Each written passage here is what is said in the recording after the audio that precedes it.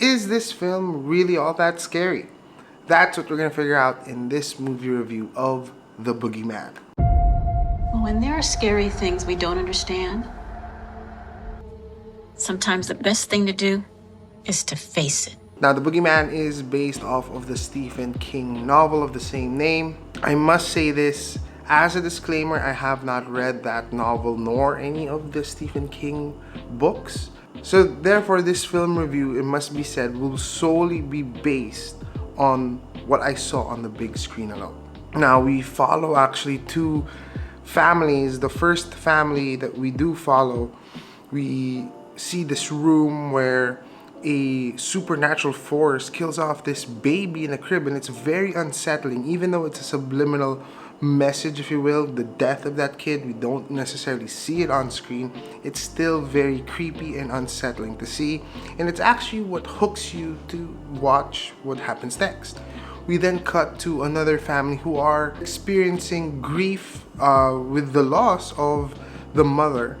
Now, the father is a therapist and is living with his two daughters. Eventually, the dad from the first family comes in for an unscheduled therapy session, and he's actually the one that brings in this malevolent force called the Boogeyman into this family that we follow for the rest of the film.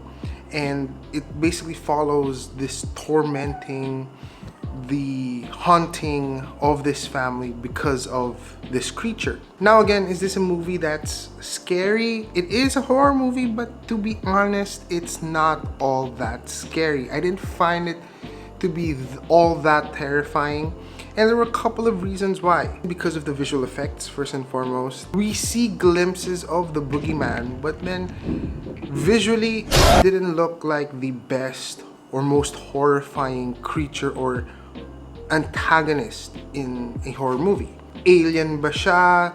Supernatural like being, or is it a spirit? It's not that clear for the most part. There are certain inconsistencies in the creation of the character, in my opinion, and this film seems to rely heavily on jump scares. So hindi siya nakakatakot because it's creepy or what. It's more of you get surprised, you get shocked, and nawawala siya after a few seconds. It's more on the anticipation as well of what might be scary or what might not be scary. So that's typical actually in a horror movie. Most horror movies nowadays. Now, what I do appreciate in this movie, The Boogeyman, is the story. Because there's a nice poetic, symbolic nature even with the presence of the Boogeyman itself.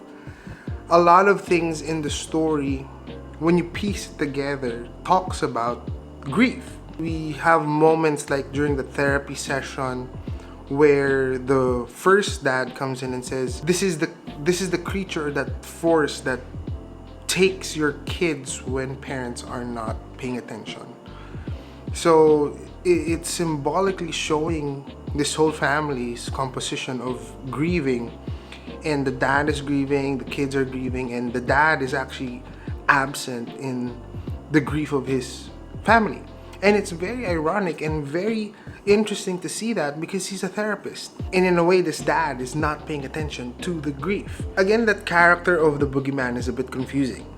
There's mention of it being there forever. It existed way longer. It's been there ever since. There's also mention of it being vulnerable and can be defeated in a way. I feel like it was more of a personification of grief itself. Grief has been there, existing in our world ever since. We grieve, we lose people that we love. There was a part even in this film where it said the kids of the first family, it was like the life was being sucked out of them. And they also experienced loss with the first daughter, I think. And that consumed the family. So in a way, it's a symbolism. In a way, if you interpret it in that manner, it's very poetic. A really great story being told in the means of having a horrifying character or a horror element to it. There's a nice family dynamic that occurs here as well. Now, admittedly, the cast, they're not all that popular. There were some inconsistencies with the acting, especially with the dad. He was somewhat familiar. I've seen him somewhere before. Some inconsistencies in the story as well. There were moments that were so confusing. It felt like a dream sequence. Like, I didn't really understand it. I didn't understand what was happening. And even until now, there were like question marks and loopholes. And there were things even beyond just, you know, yes, it's a poetic story. There were things still that weren't pieced together that felt like plot holes and loopholes to the whole story. It's a pretty good film, to be quite honest.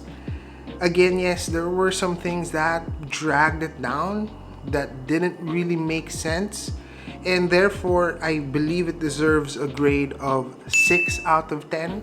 But if you're just looking for a story, and again, a horror movie has to not just be scary, there has to be substance to it. This felt like it had more of that substance and didn't really need all that horror elements. It was a nice added feature or added part of the movie to tell a story in that manner.